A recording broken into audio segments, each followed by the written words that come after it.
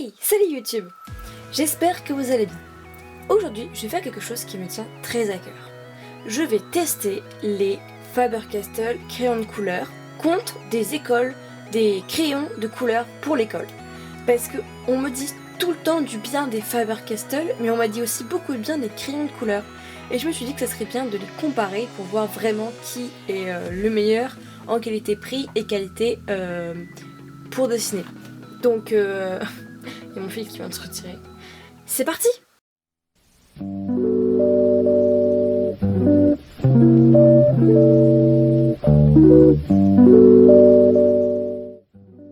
Je suis donc allée acheter des Faber-Castell. Donc je ne les ai pas encore démêlés pour les déballer avec vous. Donc moment apaisant. C'est tellement agréable. J'adore. Hop. Donc moi j'ai pris avec 12 crayons parce que c'était juste pour le test. Et les crayons d'école. Donc j'en ai perdu pas mal parce que c'était des crayons offerts par le collège. Donc ne m'en veuillez pas, j'ai pas toutes les couleurs. Donc on fera que des comparaisons avec des couleurs que j'ai. Donc on va inaugurer ensemble ce nouveau carnet que j'ai acheté tout à l'heure. Parce que je trouvais que j'étais besoin d'un plus gros carnet.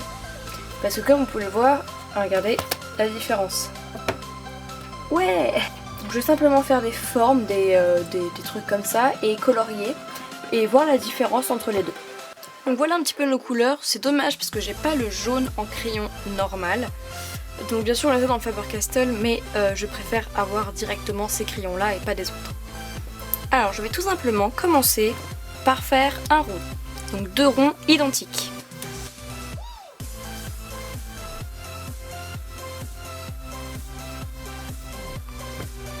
Premier rond fait et deuxième rond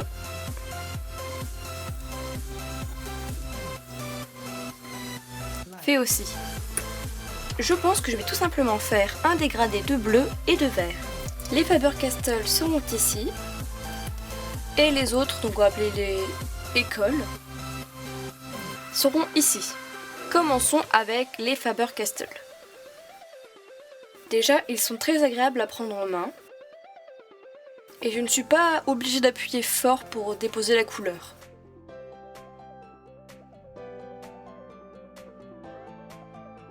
La mine ne s'use pas vite.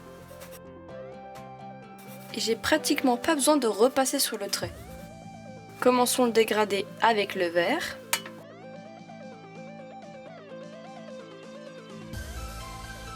Un très joli vert aussi, peut-être un peu clair.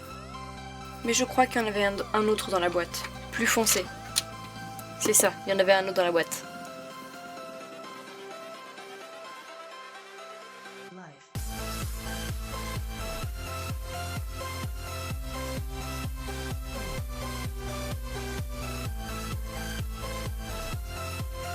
J'aimerais bien voir si avec un mouchoir on peut un peu estomper.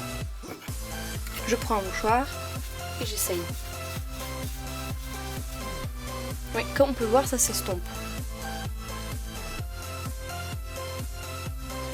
J'ai l'impression qu'ils sont un peu lourds par rapport aux autres crayons, mais c'est assez agréable.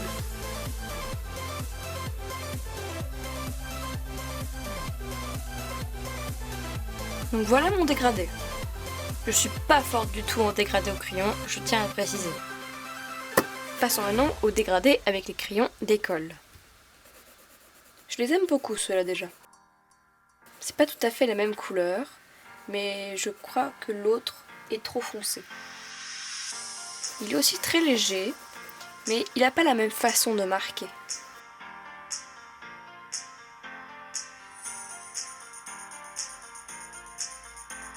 On voit bien que les couleurs sont plus claires, mais j'ai l'impression qu'elles marquent un peu moins le papier.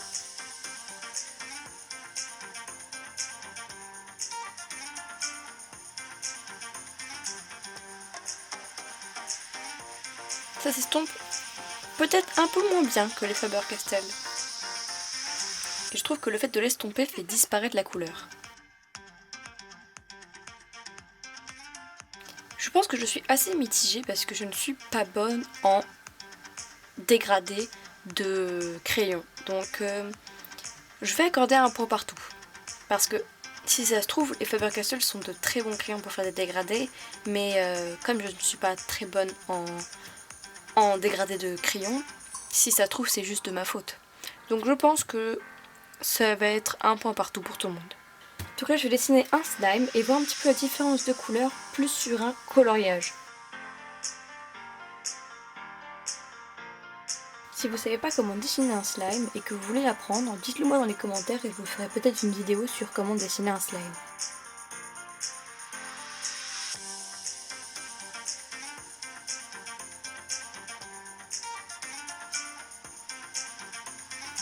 Bon, j'ai enfin fini, donc voilà, j'ai fait 2 petits slimes comme ça. Et je vais les colorier avec du rouge. Donc, on reste sur le Faber-Castell ici, et les crayons de couleur d'école ici.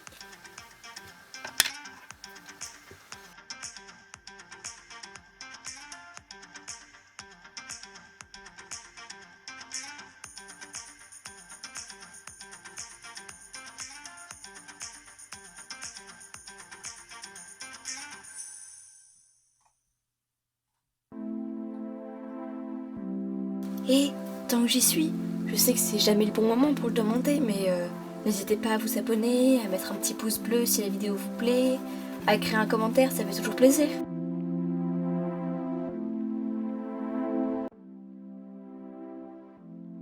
En tout cas, le micron marche très bien dessus.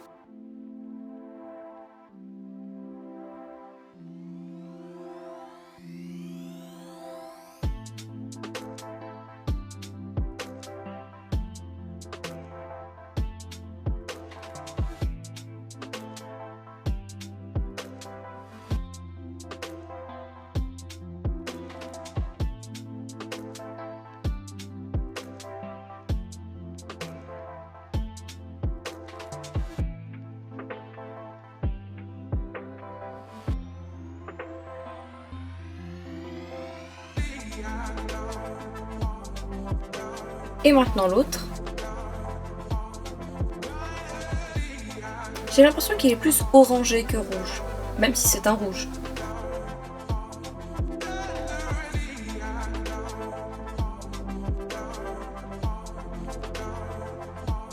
Il marque beaucoup moins que les Faber-Castell. Personnellement, je préfère les Faber-Castell déjà pour ça, parce qu'ils marquent beaucoup moins et c'est plus orangé que rouge. La pigmentation est beaucoup moins forte.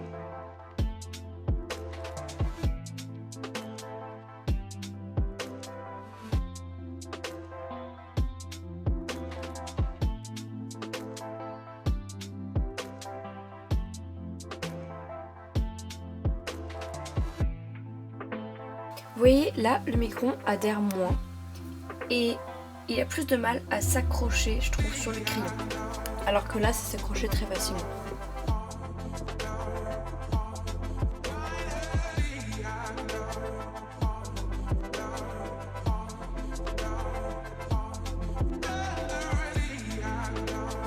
Je blanchis un peu l'intérieur.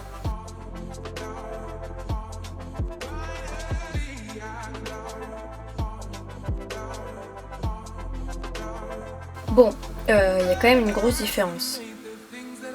Et personnellement, je préfère les Faber-Castell. Parce que je trouve que là, c'est plus orangé que rouge. Et déjà la pigmentation, voilà, orangé, rouge. La façon dont il adhère au papier, les Faber-Castell sont beaucoup plus performants. Et le noir, le stylo noir, adhère beaucoup mieux sur les Faber-Castell. Je pense que ceux-là, les crayons d'école, sont beaucoup plus adaptés aux jeunes, aux jeunes, aux débutants. Dernier point, le design. Voilà, c'était rapide. Non, je rigole. Personnellement, je préfère les Faber-Castell parce que j'aime beaucoup le fait qu'ils soient totalement ronds, qu'ils aient un peu de poids, ce qui fait qu'on le sent mieux, qu'ils soient très grands et que l'écriture soit en doré et qu'elle ressorte mieux. De plus, la mine se taille beaucoup plus facilement, c'est-à-dire qu'elle ne se casse pas souvent, enfin moi j'ai pas eu ce problème, et elle se taille très facilement, c'est-à-dire qu'elle ne casse pas. Par exemple, j'ai taillé le rouge Stabilo et le rouge Faber-Castell, et la mine du rouge s'est cassée, celle-là. La mine du Stabilo s'est cassée, alors que la mine du Faber-Castell, non. Mais, attention, j'ai un mauvais point pour les Faber-Castell. Dans vos tailles-crayons, vous avez un grand trou et un petit trou. Eh bien, les Faber-Castell ne passent pas dans le petit trou. Ils sont trop gros. Par contre, ils passent dans le grand trou. Mais si vous n'avez pas le grand trou, c'est problématique parce qu'ils ne passent que dans le grand. Alors que les Stabilo, eux, ils passent. Donc, résumons. Dans la première manche, les deux crayons étaient ex aequo. Dans la seconde manche, les Faber-Castell avaient marqué un point. Et enfin, dans la dernière manche, les Faber-Castell avaient marqué un point. Ce qui nous fait donc un total de 3 points pour les Faber-Castell et d'1 point pour les crayons d'école. Mais attention, même si ce sont de très bons crayons, je pense qu'ils ne conviennent qu'à des gens déjà expérimentés dans le dessin. Si vous êtes un débutant, les crayons de couleur seront les crayons qu'il vous faut, et les crayons de Faber-Castell seront trop compliqués à utiliser. Voilà, donc j'espère vraiment que cette vidéo vous aura plu. Si c'est le cas, n'hésitez pas à mettre un petit pouce bleu, un commentaire, à vous abonner, enfin, vous connaissez le refrain. Bye!